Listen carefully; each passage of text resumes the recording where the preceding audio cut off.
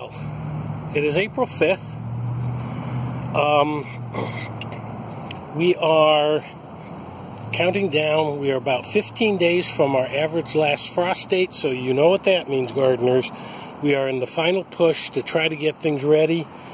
When the last frost date hits, we are going to be mad scramble to get everything else put back into the garden here to be all in by Mother's Day. That's the general rule of thumb. I want to swing around and show you this corner here. This is what I used to call the dark corner. Two things have happened. I mentioned in the earlier video that a tree that was over here, I would literally be standing under the drip line of the tree right here. It was a big tree, and the roots were into this part of the garden here, and that tree is down. So we're going to have a lot more light. Plus, my neighbor over here took down a couple of trees, and so I'm going to have a lot more light and sun from this direction as well. And I'll show you what else it's let me do. But I had a little wild little bush here that I decided to cut down as well. I just asked my neighbor, said, hey, since you're having fun with your chainsaws, could you come over here and do a little cutting for me? And he took this down for me. Now what is left here, you might recognize it. Recognize it? It's a thick-neck garlic. I tried to grow garlic one year. I got these scrawny little plants. I just pulled them up and tossed them back here into the dark corner. And you can see I don't really maintain this corner. It's really a messy thing, and I probably should go through and clean this up. But the garlic has basically been growing wild and flourishing back here. And with all the light that it's now going to get, I am going to just let it grow. And when it starts falling over in July, or whenever it decides to start turning brown and falling over, I'm going to dig them up and see what I got. If I've got some keepers, I got some keepers. Otherwise, what I'm going to do is I'm going to take the biggest bulb and the biggest close out of those bulbs, save them for next year, and then plant them properly, and maybe start. We'll have added garlic to our list of things that we're going to be growing in the garden, because the garden is going to be much bigger. As I've mentioned before, that rock right there is the traditional end of the garden. But we can go this way and extend the garden that way and extend it into this area here, because we are now going to have more sunlight in what I call the dark corner. The dark corner is not dark anymore. And you have undoubtedly noticed the wooden stakes I have put up. This one is obvious, but the other ones may be not so obvious. Where are you? Where's my finger? There it is. There's one. There's one. There's one. This is where I'm going to be planting my tomatoes. And this area here that's all bedded down still is going to be where my squash is going to go, right in here. You can see I took down the poles that were supporting the trellis for my sweet peas, which were growing on an angle here last year. And here is my, let me just talk about this sage plant. Here you can see it's kind of growing horizontal. And what I've done is I've cut away a lot here. I've pruned it, and I've got new growth coming in, and this is good. I'm going to allow this to grow, and this is going to be the new plant.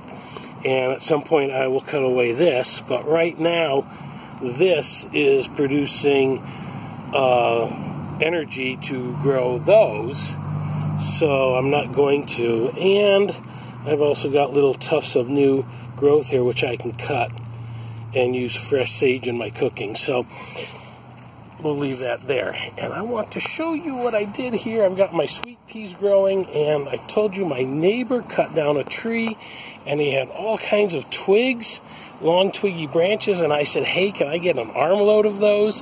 And he said, sure, and I wove up. There is no twine, there is no nails, no zip ties in this thing. It is strictly woven together.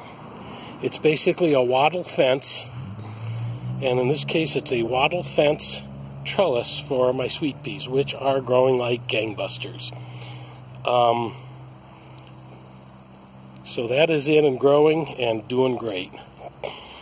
This is my salad bed. I finally got this taken care of. It's actually raining right now, so I want to wrap this video up. I started working the soil here with a garden claw, and then we had a storm come through, and so what you don't see is, well, there's a cinder block there, I had another support there, and I had placed a tarp over all this to keep the rain off of it, kind of made a pup tent over it so that there could be airflow. And so when I came back later today, this morning, we were between rainfalls, and so I got out here, turned this up, and then got all the lettuce transplanted out in here. So I've got two kinds of lettuce apparently, kale over here, Swiss chard over here, and you see the pins that I put in the ground, marking out equilateral triangles as to where I'm going to mark, where I'm going to put all my plants. The problem is I got too close to the edge over here, and so what I'm doing is I was going to plant on the stake, but what I'm doing is I'm planting 4 inches up, and so all the plants are 4 inches up from where the stick is. So that's, you just do a simple adjustment. Anyways, you can see I got a lot of sticks in here, so I got a lot of room for much more than what I planned for. And what I'm going to do here is between the sage plant and about here, I'm going to cultivate up another bed, but we can wait till June for that because or May at least, because those are going to be green beans, and they can be the last thing that I plant. They're warm weather crops. Here's the strawberries. You saw in another video, you saw me cleaning this out, and look at the difference. Go back and look at the other video and see the difference between what the scraggly condition it was in back then and its condition now. You'll notice that some of these are marked with popsicle sticks, and the reason is, as I alluded to in the previous video, there are 6 of them, 3 of them on this side, 1, 2, 3, and 3 others scattered about the planter. These are brand new this year, and that means I've marked them so that I will snip their blossoms off so that they will not produce fruit. I don't want them making an effort or expending energy to make fruit this year, and what that does, it gives me the next 2 to 3 years of good fruit. And so a little bit of delayed gratification on these new plants, but I've got plenty of other, see, one, what have I got? I think I said I have about 30 something plants in here, and 6 of them are brand new. So there will still be plenty of strawberries even without the new ones.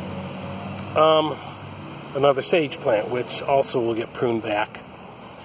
And our onions, which are actually, let's take a closer look, they're actually taking off pretty good. I'm a little concerned because we're already in 12.5-hour days, and in about 2 weeks we'll be into 13-hour days, and the onions need to be at least 3 times what we're looking at here.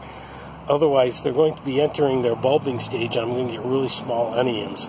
So we're going to be watching that.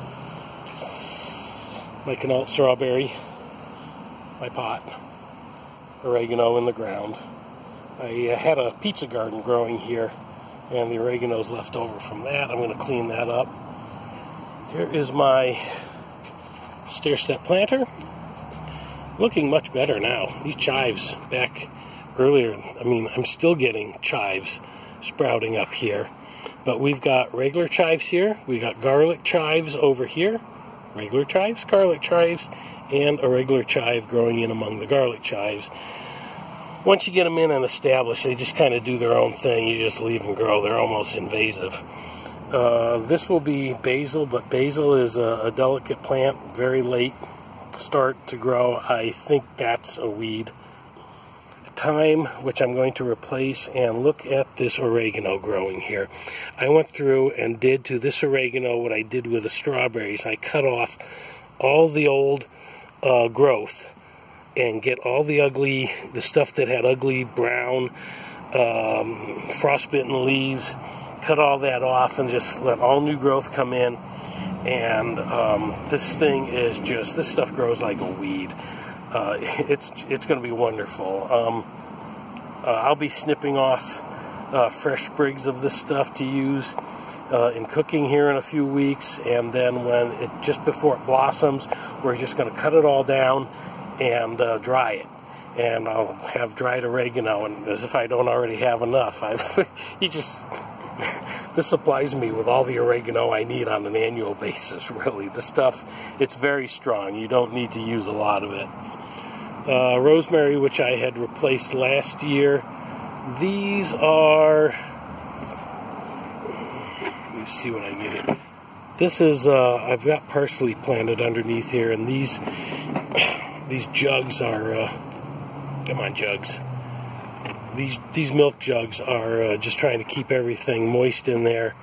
And this, this up here closes off the top of the jugs, but it also keeps the squirrels from pushing this over and knocking the jugs off.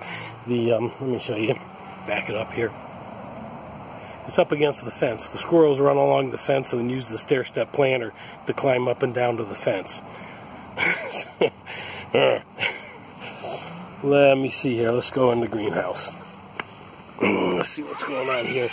I took a lot of the lettuce out of here, so there's not much to see in here other than the fact that we've still got New Zealand spinach growing here. It's still a little bit small to put in the ground, and we've got various squashes here underneath the grow lights. And I've got lemon cucumbers, yellow, patty pans, more yellows, and more lemon cucumbers, zucchini, more lemon cucumbers. These are companion plants. This one is a dwarf zinnia to attract pollinators. These are marigolds. I planted 8. I got 6. This is just greenhouse lettuce. I'm growing these in the greenhouse as it's a little gem lettuce. And it's just growing here to grow here. And I'm not going to put it out in the yard or anything. I just want to see how it grows in the greenhouse. And you can see it's, I planted it back in January. It started off, was about 2 inches high, and then we had freezing weather, and it stopped. And it just stopped all of February. And then when it warmed up in March, it took off. And now it's just growing like gangbusters. And of course, I'm sure the grow lights help. Let's get this stuff put back up underneath the grow lights. How am I going to do this? Let's just get it in here like this. Doesn't matter. So yeah, there we are, under the grow lights. The grow lights are basically here for auxiliary because it's so dark, and like today it's raining, and it's just dark and dreary, and it's just really, really lousy weather. And so having grow lights in here just helps get the it just helps them grow a little bit better. We've got some stuff here that we have been having trouble getting some of the stuff growing, and spinach and fingerling eggplants, spinach again, thyme, and basil, and they are not wanting to come up. I'm not sure what's going on here. I'm just going to have to, I hope I don't have to buy basil starts. It'll just be a little too much expensive. I've successfully grown basil before. Alrighty, so that's the, let me just back you up here, give you an overview. That is, hang on, let me show you this. Where my neighbor cut down the tree. It was an overgrown tree in the front yard that hung over my yard.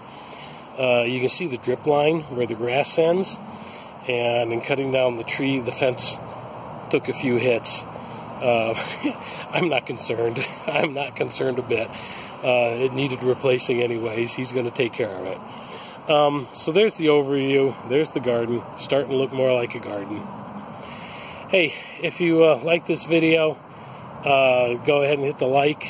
Subscribe if you want to see more. Share it if you think somebody else would like to see it. Hey, thanks for watching. Watch back for more videos. Have a good day. Happy gardening.